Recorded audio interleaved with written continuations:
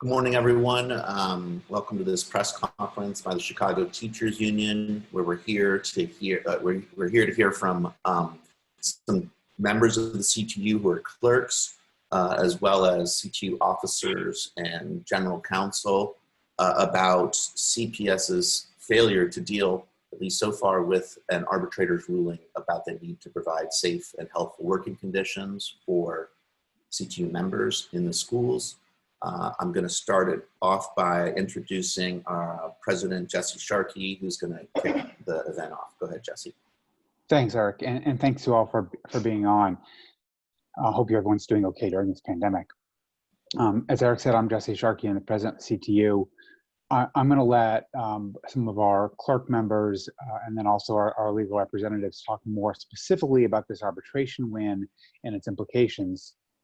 I wanted to talk about it a little bit in a broader context, which is that, it's really this case goes to the question of what schooling is going to be like in a pandemic.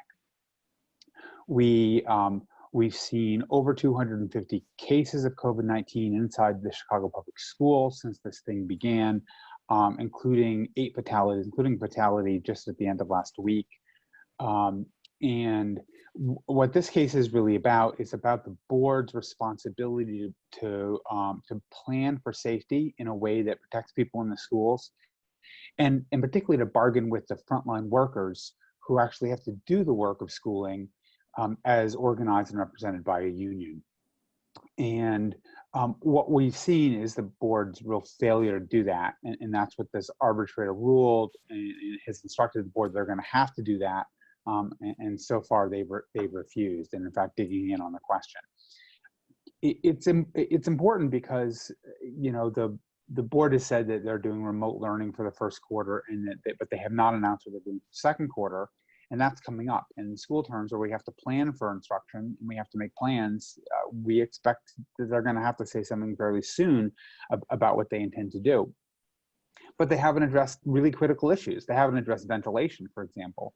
And one of the things we know about this virus is that it's airborne, and people could even be wearing masks. But if you're inside of a room that doesn't have proper air circulation, doesn't have filtration, the virus will pass to people inside that room. And well, that's a lot of schools, in fact, the majority of schools don't have good ventilation systems. And as winter's approaching, our ability to open windows is reduced. It's cold in Chicago, obviously, and so there's a real concern there. We also we see very high positivity rates in certain neighborhoods, and so you can say, well, generally speaking, across the city, positivity rates aren't that high. Not as low as New York, but even in New York, they've had to close schools in particular parts of the city where they just recently, just within the last several weeks, opened schools, and now they're again announced that they're closing them in places where the transmission rates are higher. So again, we feel like this case goes directly to those kind of issues. The truth of the matter is that our government, our state and federal government, really have not put resources into the infrastructure, the testing, the contact tracing, the support for schools who have to kind of redo ventilation systems in schools, et cetera, that are going to keep people safe. And so, once again, that burden falls most heavily on communities that are Black or Latinx. That falls most heavily on the neighborhoods where there's high concentrations of service workers, people, essential workers who have to continue to go into workplaces, who are bringing this virus back with them into their households, and who sending their children to schools. And so, it continues to be a public health emergency. And, while we're very, very conscious that people want to get their kids back to school, we want to be back to school too. We understand the difficulties this poses for students who have IEPs, special education students, our youngest learners. It's also critical that people be safe. You can't learn if you're dead. So even the president of the United States, who's got access to the best health resources in the world, really, has come down with this virus. So we're going to continue to fight in the interest of everyone who needs a safe school environment. So thanks. Thank you, Jesse. Next, we'll hear from Robert Block, who is the CTU's general counsel. Robert. Thanks. Though all CTU represented employees work remotely, for CPS for the 3-month period after the schools shut down on March the 17th. This fall, CPS ordered all of its school clerks, its school clerk assistants, and its technology coordinators, about 1,000 employees, to report for work full-time inside its school buildings as of August 31st. Now, CPS and the CTU have a labor contract, and the labor contract is very clear on one point. It says bargaining unit employees shall work under safe and healthful conditions. The union filed an emergency grievance, and it proceeded to an expedited arbitration on July 15th and 16th. The arbitrator issued her order on October 2nd with a full opinion to follow. But the order, which many of you have already seen, said that the board shall permit its school clerks, school clerk assistants, and technology coordinators to perform all work duties remotely that may feasibly be performed remotely. The arbitrator, in effect, found that CPS schools are not currently safe from infection by COVID-19. Despite the limited measures that CPS had taken, such as directing people to wear masks and observe social distancing, the arbitrator found that schools nevertheless are not safe and healthful. The evidence presented to the arbitrator at hearing showed that though we are currently in a period of remote learning, there are still about 9,000 people inside CPS schools every day. That COVID-19 is an airborne virus. It stays in the air a long time. It travels more than 6 feet. That persons of color are especially vulnerable to COVID-19. That CPS has never conducted legally required hazard assessments in its schools. And that CPS's aging, under-resourced buildings lack sufficient air ventilation and air purification. 60% of CPS schools were built before 1950. 60% of CPS schools lack a central HVAC system. And over 50% of CPS building ventilation systems have a critical air circulation component that's non-functional. CPS has done nothing to improve the air purification in its schools. And the evidence showed that only 7% of the air filters used in CPS buildings meet industry recommended standards for purifying the air from COVID-19. And finally, CPS has not properly implemented even its own policies of social distancing and mask wearing. The evidence shows that people don't always wear their masks, that people don't wear them properly, and that people don't always observe social distancing. So the arbitrator found that the schools simply are not safe and healthful at this time, and employees must be allowed to work remotely wherever feasible. The arbitrator gave CPS 2 days to work out the implementation of this order with the union, and that 2-day period ended yesterday. CPS just ignored the deadline and made clear that it is not committing to accept and follow the arbitrator's ruling. But that's illegal, and it will cause chaos in its own schools. And it raises the broader issue: if CPS can't make its schools safe for 1,000 employees, how will it ever be safe for 400,000 students and staff? So CPS must do the following. First, they must accept reality that COVID-19 is airborne and extremely dangerous and contagious. That telling people to wear masks and stay 6 feet apart is not enough to make people safe, that they must improve the air quality inside their buildings. They must upgrade their ventilation, and they must upgrade their air purification. They must accept that it's just not safe currently to be in a CPS building. They must allow their employees to work remotely, and they must not attempt to reopen their schools until they're safe.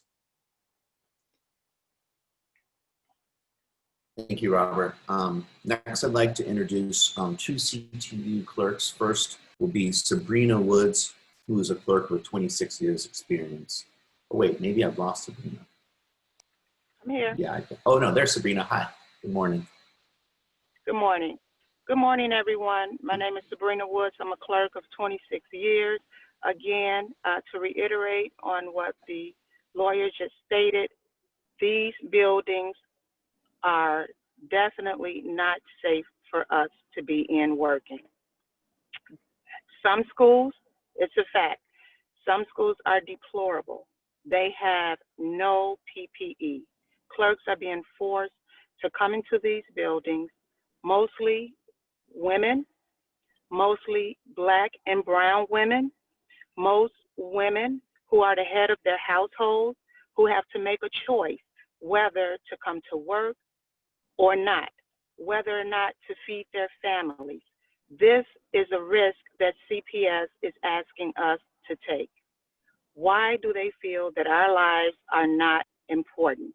Where is the respect? This has been going on. We have been doing our jobs since the spring of this year. Why must we come into the buildings now when our work can be done remotely from home? We must listen to the scientists. The scientists are the experts.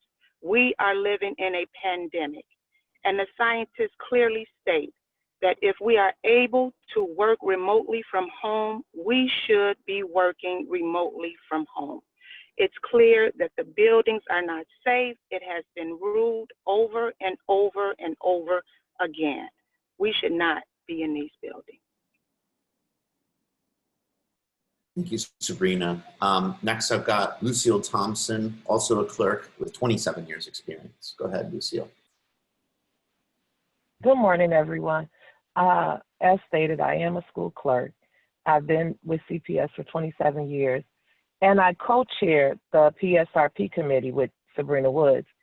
We have been inundated with calls from clerks across the city, and primarily from West Side and South Side schools, with the complaints about not having proper PPE in those schools, not having safeguards in the office, which is most of the traffic that comes into our school buildings. This is a great concern for us and the safety for the clerks in the building. As Ms. Woods stated, we can do some of our work from home, and we should be given the opportunity to work remotely, to still take care of the needs of the parents, but do it in a safe environment. Some of our clerks are put in hazardous situations. There are clerks that are asked to assist with testing that has been mandated. So we have students coming into the building. We had students come in last month to take tests. During this time of, our new normal, it appears that CPS is still working from an old handbook with the old normal.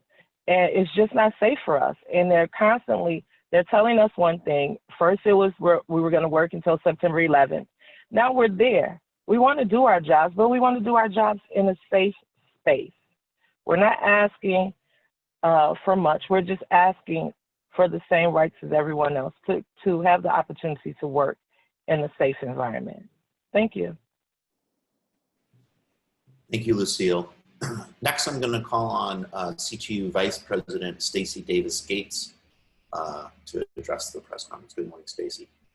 Thank you, Eric. Good morning, everyone. I think the biggest thing for us as educators, and many of us are parents with Chicago Public School students, I'll be waking mine up within the next 10 minutes.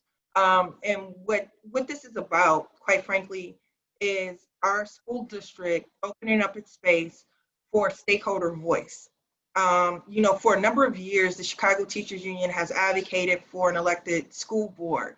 We do believe that our community, our parents, and even our students have skin in the game and should be able to interact with this in ways that promote safety and best practices. Beyond that, we gotta figure out what the criteria is and establish a routine of getting back into our school buildings. We're not just gonna magically get there. We're gonna get there because folks have actually worked on this together. There's been collaboration, there's been cooperation, there's been transparency, there's been a way to figure this out. Part two of that is that we're in remote learning right now. Remote learning isn't easy.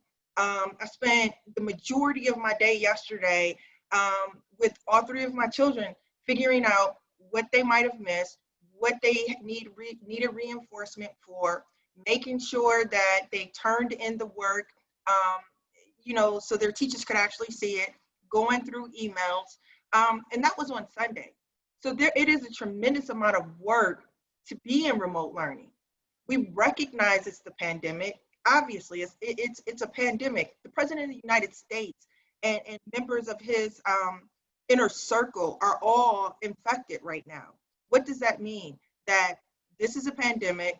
It is a very serious thing, and we have to put resources, number one, into making remote learning better and hearing the people who are doing the work.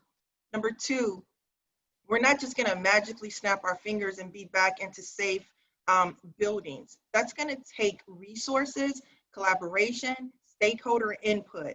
It's also a thing that we're going to need to ramp up testing and contact tracing in the communities, especially the communities that are experiencing double-digit positivity rates in this moment. 60629 last week was at 20%. Children and families and schools are in that zip code. Can we put more contact tracers there? Can the city commit, can the mayor commit to more testing in that area? These things will happen if we have a real plan to combat it, to make sure that our schools can reopen. Ignoring an arbitrator's binding decision does not get us there. Sitting at the table with stakeholders, being clear about listening to parents and students, creating a schedule that makes sense is how we get there. Putting the infrastructure in that is necessary to make our schools safe is how we get there. And we have a long way to go and a short time to get there, and the clock is ticking. Thank you, Stacey. All right, I'm going to call on Krista Williams-Hayes, the recording secretary of the CTU, next. I just want to let people know after that, we're going to be opening up for questions from the media. So folks in the media, if you want to use the Q&A panel, you can put your questions in there and I'll read them out. Or you can indicate using the hand raising function you'd like to speak, and I can turn on your mic so you can ask your question yourself. So just want to let people know that'll be coming up next after Crystal. Good morning, Crystal. Good morning, everyone. I'm Crystal Williams-Hayes, recording secretary of the Chicago Teachers Union and the PSRP for Life.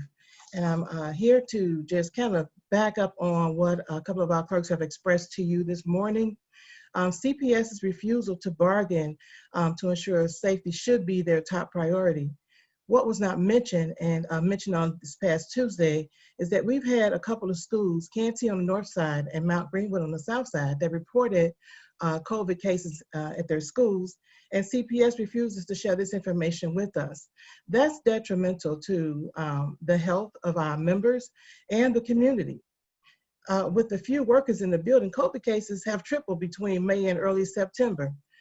We know that this is a safety hazard for our school clerks, as Lucille mentioned, who are upfront and personal with anyone that comes into the building. The main office is the core of the school, and that's important. We know that ultimately this can be harmful to the lives of our members and definitely could be to our students. We need the mayor to not force students to go into these buildings. It would be unsafe. Our clerks have had to work in a hazardous environment since March. A hazardous environment since March. Shameful. We need to be at the table. We need to be talking about this. The arbitrator rule, it's been said, it's final. They need to listen to what has been agreed on, work with us to come up with some remedies so that we can move forward for the safety of our members and our students. Listen, we lost a member over the weekend, unfortunately. Her position will be posted shortly. That's real life. This is real. And the environment that they're putting our members in it's not right.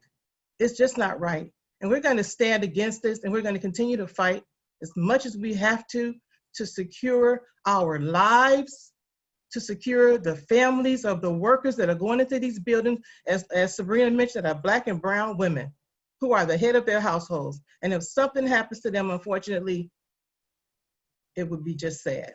So thank you. We look forward to working with CPS and the mayor, not forcing our members and the students to go into these hazardous buildings that are not prepared for learning. Thank you, Crystal. Okay, so I'm going to open it up for questions. So like I said, if you could either put a question in the Q&A, which I see we just got one from Yana, which I'm going to read out, or you can indicate, using the hand raising function. I'll bring you in so you can ask your question. Okay, so we got two questions now. So we got first Yana Kunichov from Chalkbeat. Good morning. A few questions. Let's see.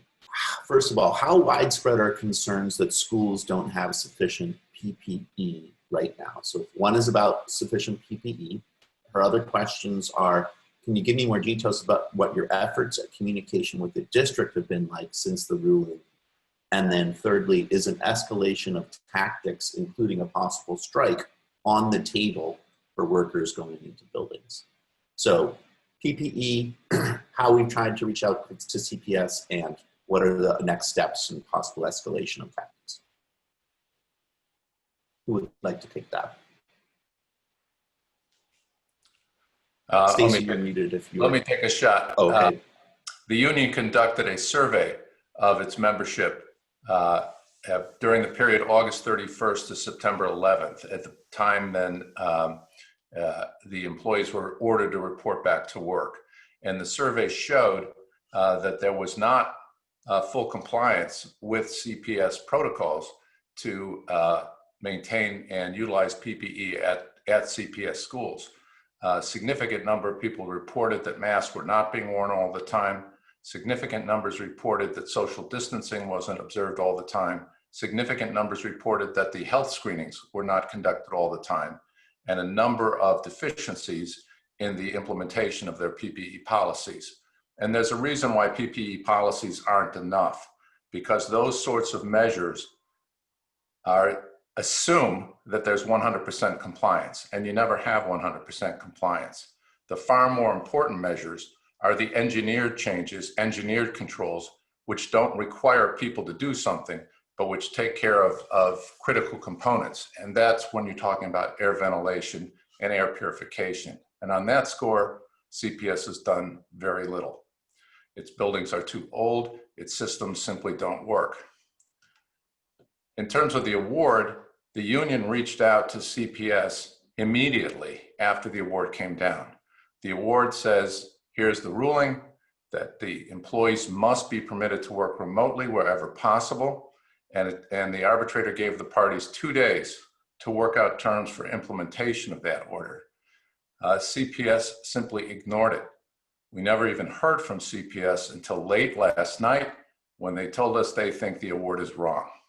So we have nothing going at that point on it, and it may be necessary soon to go back to the arbitrator for the arbitrator to impose the terms for implementation of the order.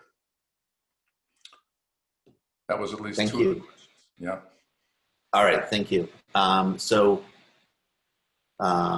Yeah, anyone else want to touch on that? There's also a couple other questions here from Sarah Karp of WBEZ. So she asked, have you heard anything back from CPS? What happens if they do nothing? Which Robert just began to start discussing as well. And then she also asked some specific questions about clerks. Can clerks register students remotely?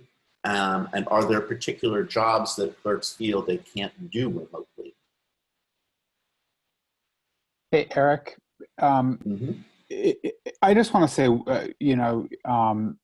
something to this question of like, what are you guys going to do if CPS doesn't comply with this arbitrator order, and are you going to strike?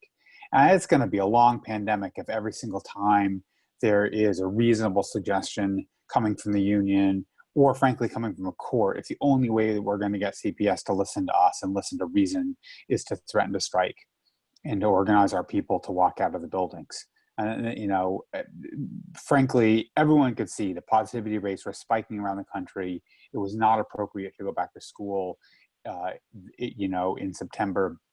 And yet CPS was headed that direction. They put us in a situation where we essentially had to start put the machinery in motion to go to our members and take a strike authorization vote in order to get them to do something reasonable. And that was back in August. And now here we are, barely 2 months later, in the exact same situation.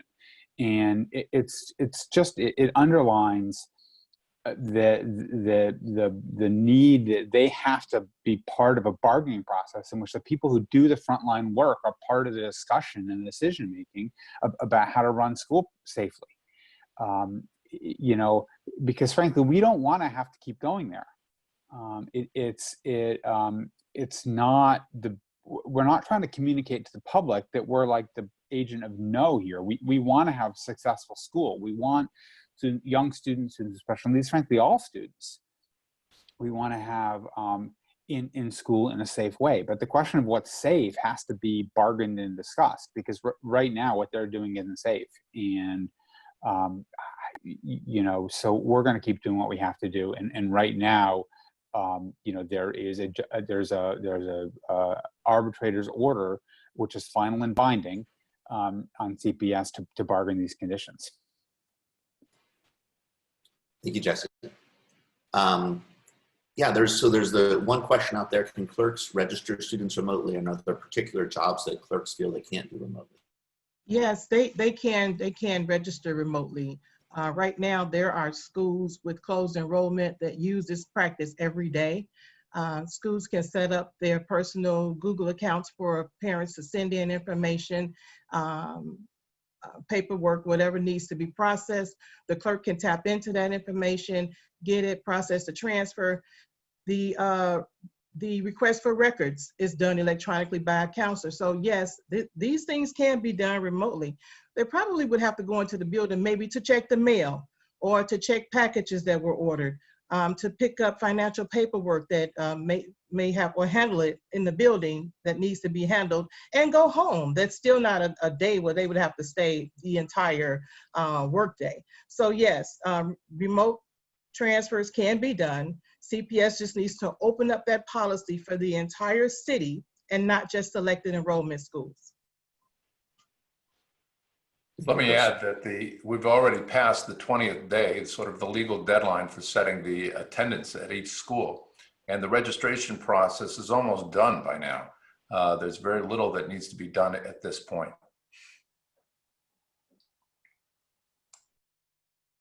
Okay, are there any other questions from the media? I don't see any right now. Are there any other comments that folks on our panel here want to make? I'll close this out, Eric, quickly. Looks like we got one more question from Sarah when you're done. Or should I take that now? Take the question. Okay, cool.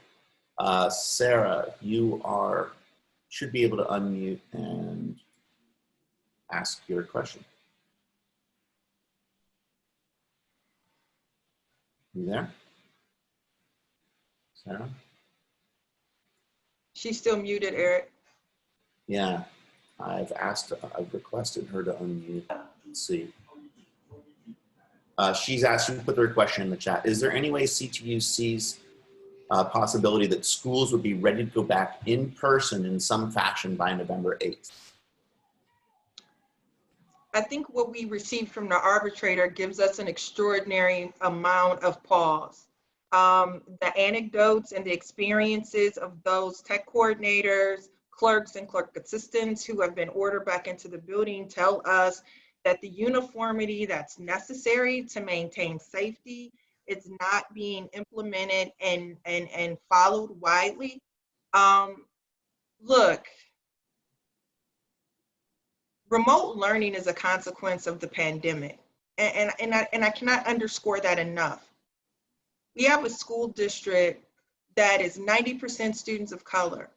And we know, based on the positivity rates and the zip codes in this city, where the most pain has been felt. The first person in Illinois to die from COVID-19 was a Black woman on the south side of Chicago. We have to deal with the reality that there is infrastructure in the neighborhoods and the school communities that do not currently exist. What we're saying is that work with us and parents and community stakeholders to get the necessary resources and infrastructure implemented.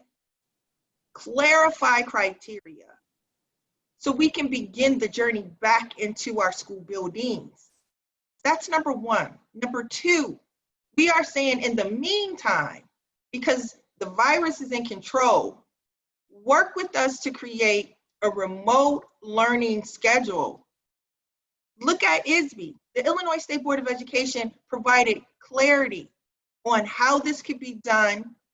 There are best practices about screen time that is being ignored. We want to be back. No, everyone wants to get back to normal, right? We want better than normal. We know that the Chicago Public Schools serves a population of students who needs better than normal, and they deserve that. And so our work right now with our allies in the community, with the parents and families that we serve, with the students we serve, is to get our school district to a point where the resources have been allocated, safety measures have been implemented, criteria is clear, enforcement is visible, so we can begin that work. This is not a no, this is a how. Where is the plan? And how do we do it together? All right, thank you, Stacey, and thank you everyone for joining us for this press conference. You'll be hearing more from us in the coming days, I'm sure. All right, all the best.